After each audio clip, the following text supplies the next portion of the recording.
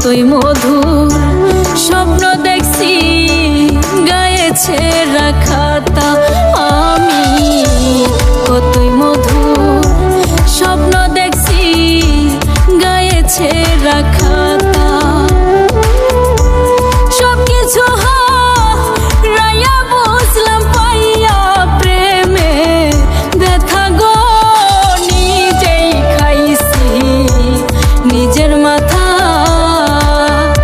আমি কারে কি বলিব গো নিজেই খাইছি নিজের মাথা।